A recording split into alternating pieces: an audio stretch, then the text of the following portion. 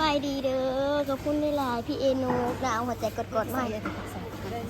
เก่งเห็ดปวก ผักกระไส้เชียวผักกระไส้ ผักไส้ได้มีจ้ะผักไส้แกงคือเห็ดพวกจ้ะ แม่น เออ โอ้งามเด้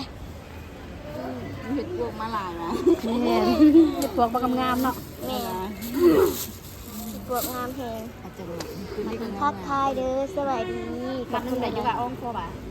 หลายบ่ล่ะ พออยู่ เห็ดพวกหลายก็ใช้สองมัด สองมัดก็ได้คือว่ามัดหนึ่งก็ได้ จังปลูกมันเรามันเดียวกัน มัดเดียวก็ได้คันบุมักคมกัน แต่สองมัดแหละ เป็นไม่หวาน ถ้าคันนี้ดูผู้ใส่หน่อย ผักหยังตำนิ้นเหรอ อยู่เพื่อนเก็บหมดหรือได้ไปซื้อมีดหรือได้ในเก็บหมดหรืออยู่เพื่อน บ่ใส่ก็ได้โอ้เหมือนกัน เพิ่งนั่งเลือดดีๆงาม เอามัดมันก็ได้ที่มันก็ได้ งามๆเลยนะจ๊ะสบายดีเด้อทักทายกันเด้อจ้าขอบคุณหลายๆอย่าลืมกดติดตามกดไลค์กดเลิฟให้แม่เด้อ ซื้อมาไปใส่เลยกูก็เอาเงินไปแต่นั้น โอ้ตื่มให้อีกแล้ว โอ้โหหน่อไม้อ่ะเจ้าป้าหน่อไม้ใหญ่เถอะอันนี้น้องพี่ปูมันหรอหน่อไม้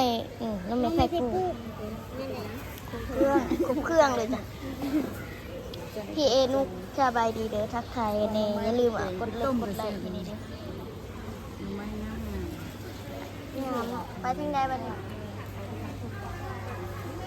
อ๋อมักจ้ะ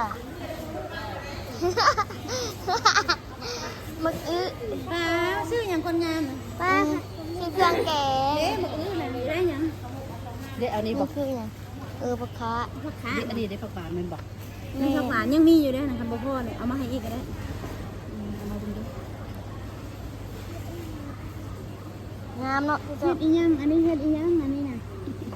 คนนี้เห็นสาวสวรรค์บ่หรือสาวเชียงขวาง สาวเชียงขวาง เชียงขวางสาวสวรรค์ทางนี้ สาวสวรรค์ทางนี้จ้ะ สาวสวรรค์ถูกต้ม แมน คนนี้สาวเชียงขวางคนงาม แมนแล้ว คนเก่ง เกือบรถเนาะทางงานทางเก่งสาวสวรรค์ คนงามคนเก่งเนาะสาวเชียง สาวสวรรค์นี่มีแต่คนเวทีถือตุ่มอย่างเดียวนะเฮโรทักทายโอเคขอบคุณหลายๆเด้อทักทายทุกคนบ้านคอยเอิ่นว่าเฮ็ดโบสถ์จ้ะ เอาสำลีกดแล้วเนาะก็เนาะ ไปใส่ลาย เอาเศร้าพันน้องก็ได้สองมัน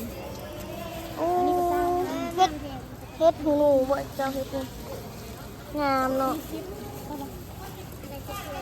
เอามีในมือสาวคนนี้เนาะ บ่ใส่ ใส่แกงนะเริ่มแซ่บมันเลย แกงเห็ดปวก แกงเฮ็ดปวกแกงเฮ็ดปวกอ้ายอุ้ยฉันกลัวแมวน้อยอะ กลัวเหรอ เดี๋ยวจับมันบ่ได้มาโดนเนาะเจ้า